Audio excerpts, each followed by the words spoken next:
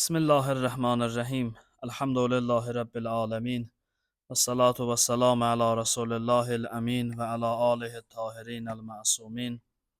Ve la'nu daim ala a'daihim ve munkiri fezailihim ve gasibi hukukihim ecma'in. Minel ana ila kıyami yevmiddin. Mübarək cümə günüdür.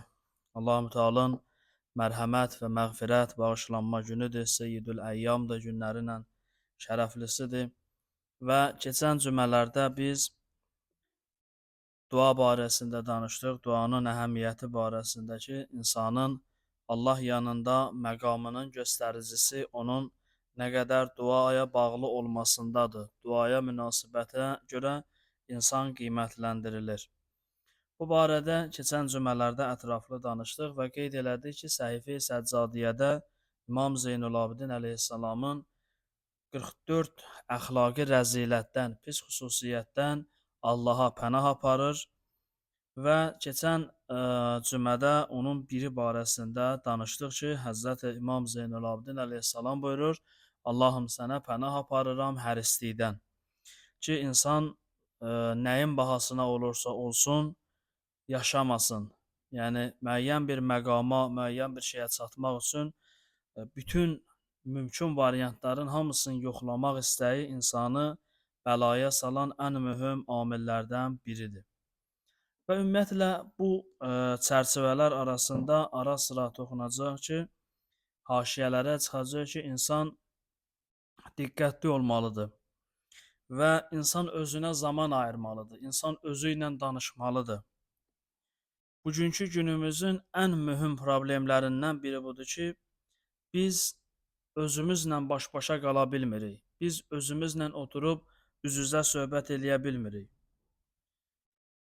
Və insanı ayaqda saxlayan təkcə maddi amillər deyil. Düzdür, maddi amillər çox mühümdür, amma maddi amilləri nizam-intizama salan amil, ən mühüm amil insanın mənəviyyatıdır. Əgər insanın mənəviyyatı zəif olarsa, insan mənəvi baxımdan kasad olarsa, dünyanın ən böyük sərvətinə sahib olsa, yenə də o sərvət onun dadına çatmayacaq və o sərvətin həzzin yaşaya bilməyəcək. İnsan əlində olan o maddi nemətlərdən faydalana bilməyəcək. Günümüzdə əksəriyyət insanlar, hamı narazıdır. Hər bir insanı əgər biz danışdırsaq, hamı güzaranının keçinməsindən narazıdır. Aldığı məvacibdən, xərclərindən narazıdır. Bu narazılıqların müəyyən haqlı tərəfləri olsa da, amma ümumi götürsək və əgər təhlil eləsək, görərik ki, bu narazılıqların kökündə insanların mənəvi aramlığının pozulmasıdır. Mənəvi balansının pozulması səbəbi ilə bu işlər baş verir. Məsələn, bir adam ticarətçidir, məsələn, bir adam əkinçidir, biri heyvandarlıqla məşğuldur. Bunların hər biri özü-özlüyündə gəlirli bir sahədir. Amma təəssüflər olsun ki, biz az dəstə istisna olmağına, biz bütün ticarətçilərin, əkinçilərin, heyvandarlıqla məşğul olan insanların narazılıqlarının biz şahidi oluruq. Daim narazıdırlar, daim gileylənirlər. Öz təbirimizlə desək, daim ağlayırlar. Cavab nədir? Cavab budur ki, niyə bunlar belədir? Cavab budur ki, onların maddi əllərində olan nemətləri dəyərləndirmək üçün mənəvi problemləri var. Mənəvi problemləri olduğuna görə maddi əllərində olan faktiki, real şanslardan onlar normal yaşaya bilmirlər, normal dəyərləndirə bilmirlər. Bu çox önəmli bir məsələdir. O qədər daxili aramlıqları yoxdur ki, və o qədər narahatdırlar. Bir tərəfdən tamah, bir tərəfdən hərislik, bir tərəfdən əlimdən çıxar əmlakım, bir tərəfdən bu və digər formada yanlış xurafatlar və s. insanlar əlində olan nemətlərin dadını çıxarda bilmirlər. Zəngin insanlar ki, zahirən dünya malından hər bir şeyləri var, amma bu insanlar belə çox narahat həyat yaşayırlar. Çox şikayət eləyən, daim şikayətçi halda yaşayırlar. Və özləri də, öz maddi durumları da, zahiri görkəmləri də o sahib olduqları əmlaka, sahib olduqları posta uyğun olmur.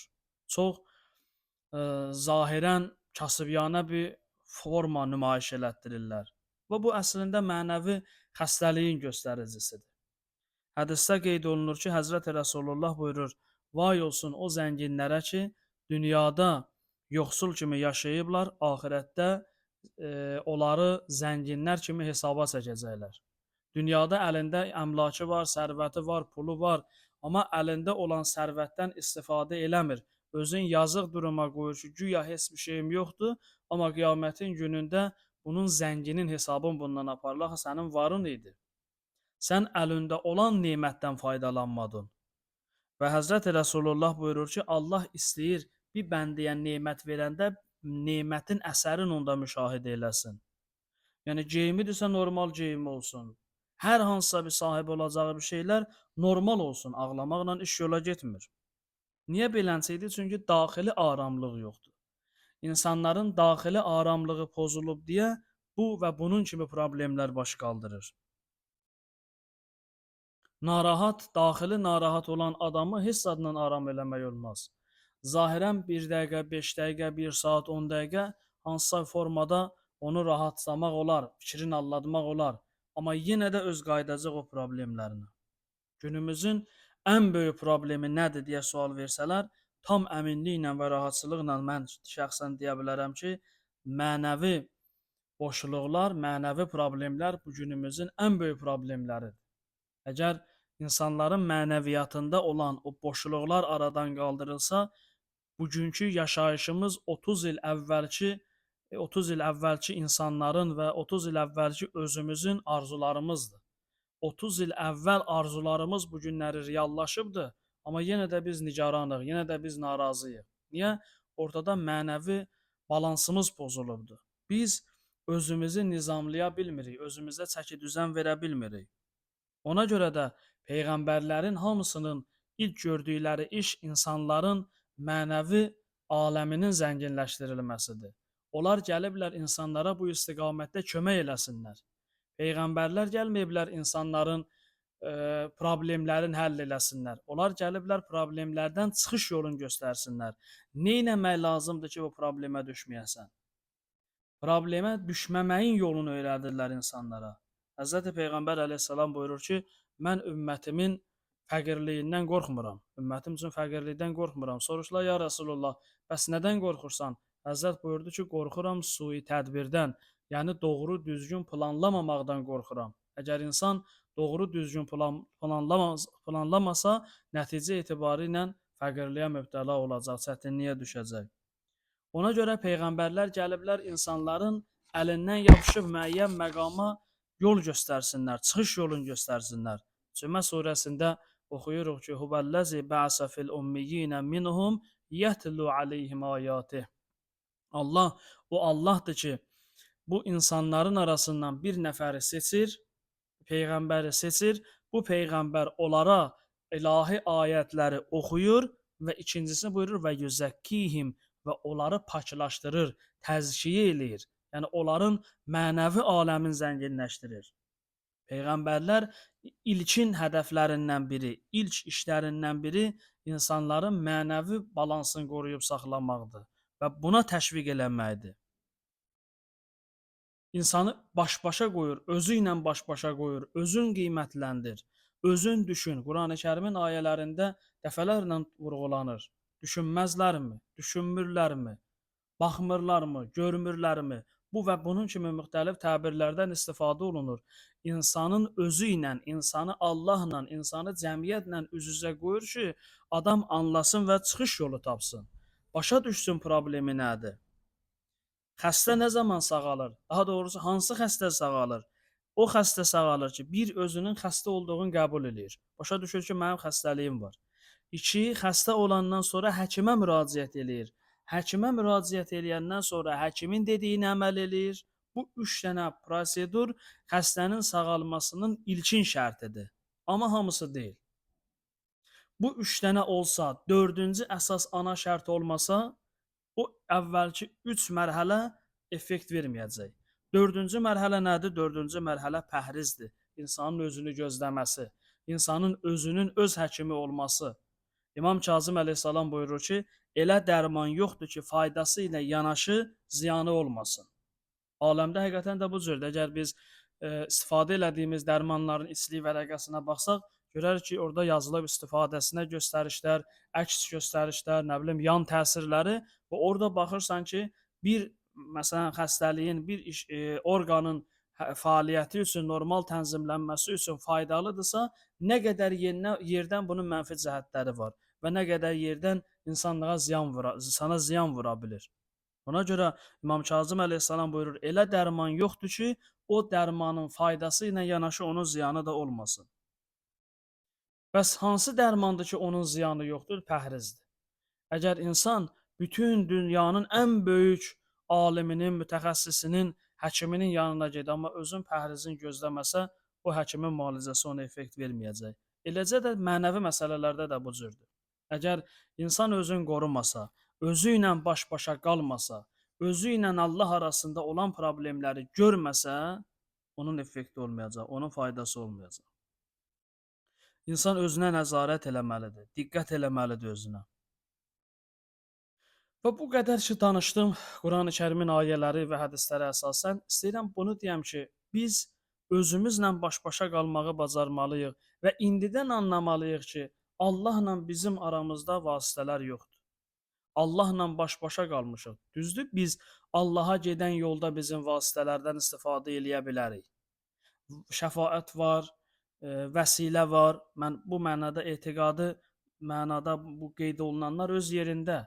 Amma ümumi götürəndə Allahla insan arasında bir vasitə yoxdur. Nəhnu əqrabu ileyhi min hablil vərid.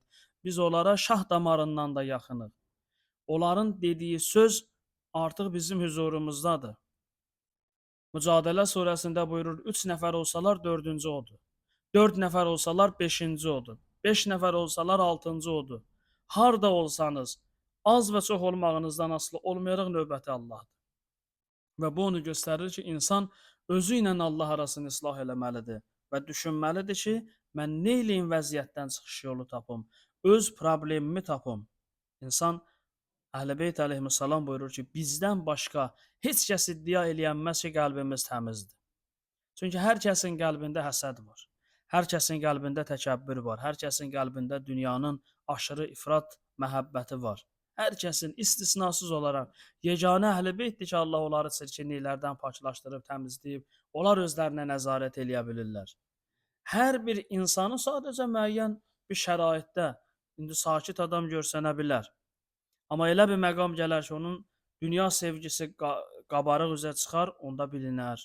Və yaxud da mən deyə bilərəm, mənim ürəyim təmizdir, mən heç kəsə qarşı paxıl deyirəm. Amma elə bir məqam gələr, elə bir şans gələr, mənim yanımda mənlə bərabər olan, bəlkə də məndən az oxuyan tələbə yoldaşımı tərifləyərlər, onda görərsən ki, adamın içəridən nəsə narahat eləməyə başladı.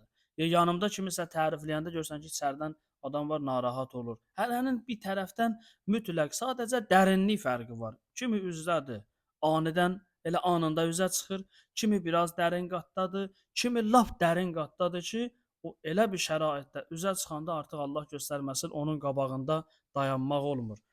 O zaman dərinə düşür ki, insan onunla məşğul olmur. İnsan öz eyibləri ilə məşğul olmadıqca onun eyibləri dərinə gedir və hər dərinə gedəndə də o inkişaf eləyir, böyüyür. Dərinləşdikcə böyüyür və mütləq bir gün imtahan gəlir.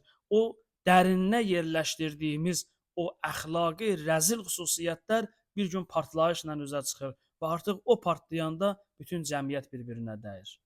Kərbəlada iştirak edən məhərrəmliyə artıq 40 gündən də az qalıbdı. Kərbəlada iştirak edən insanların həmin o partlayışın nəticəsi idi Kərbəla.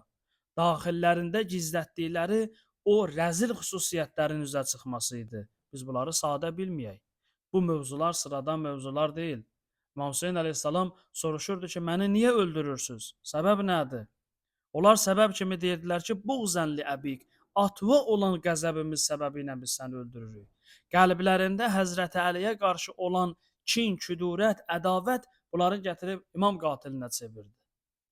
Bu məsələlər çox önəmlidir. Ona görə özümüzə nəzarət eləməliyik.